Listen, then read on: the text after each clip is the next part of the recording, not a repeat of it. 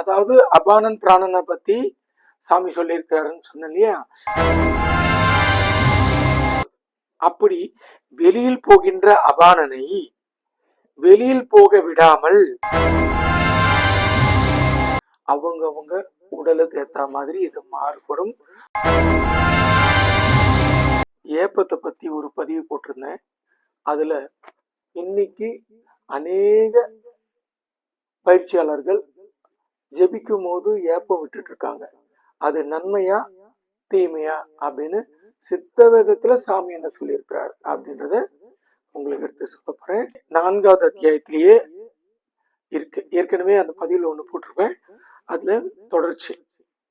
அதாவது அந்த ஜீவசக்தியாகிய வாயுதான் தேகம். தேகம் என்றால் தகிக்கப்படுகிறது என்று பொருள்.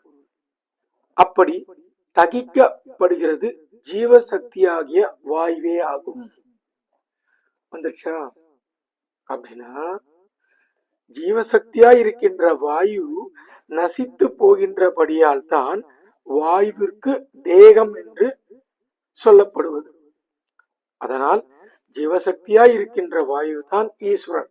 இது நம்ம ஏற்கனவே நிறைய வாட்டி படிச்சிருக்கோம். அதுல பிராணாயாமம் பத்தி சாமி சொல்றாரு. பிராணாயாமம் நம்முடைய உள்ளில் இருப்பது. அதாவது அபானன் பிராணனை பத்தி சாமி சொல்லியிருக்காருன்னு சொன்ன இல்லையா. அதை நம்ம இப்படி எடுத்துதான் அந்த பொருள்படுத்திக்கணும். ஏப்பத்துக்குன்னு சாமி தனியா போடல.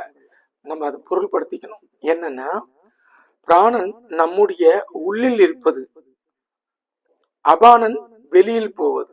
அப்படி வெளியில் போகின்ற அபானனை வெளியில் போக விடாமல் பிராணனுடன் சேர்த்து உள்ளிலேயே ஒரே கதியாய் நடத்துவதற்குத்தான் பிராணாயாமம் என்று சொல்லுவது. பிராணாயாமம் என்றால் பிராணனை ஆயம் செய்கிறது. ஆயமம் செய்கிறது என்றால் தடுத்து நிறுத்துகின்றது அல்லது நேரே கொண்டு போகின்ற அல்லது நீட்டுவது என்பது பொருள். அப்போ நீங்க ஏப்பம் விடும்போது அபானன் வெளியே போயிடுது. அப்போ ஜெபிக்கும் போது ஏப்பம் விடுவது தவறு. அது இல்லாம இன்னும் இருக்கு சமாச்சாரம். அது சரியான பயிற்சி இல்லை, சரியான கதி இல்லை. அதாவது அபானனை பிராணனாய் மாற்றுகின்ற உபகரணம். அந்த பயிற்சியை நம்ம சரியா கடைபிடிக்கலன்னு என்பதுதான் பொருள். யார் யாருக்கெல்லாம் பயிற்சி நேரத்துல ஏப்பம் வருதோ அவங்க எல்லாம் திருத்திக்குங்க.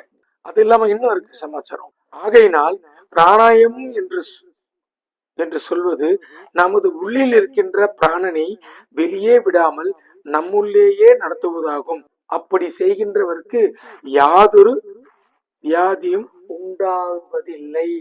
அதனால்தான் சதா பிராணாயாமிக்கு வியாதி இல்லை என்று சொல்வது. ஆகையால் இதுல இருந்து என்ன தெரியுதுன்னா, ஜெபிக்கும் போது ஏப்பம் விடுவது உத்தமம் இல்லை. அப்போ வருது, ஏப்பம் வருதா, அதுக்கு என்ன செய்யணும்? உணவு கட்டுப்பாடு கொண்டு வரணும். ஜெபத்துல கரை சேரணும் அப்படின்னா உணவு கட்டுப்பாடு கொண்டு வரணும். இந்த உணவு கட்டுப்பாடு யாரெல்லாம் பண்ணலாம் அப்படின்னு இதை பொதுவா சொல்ல முடியாது.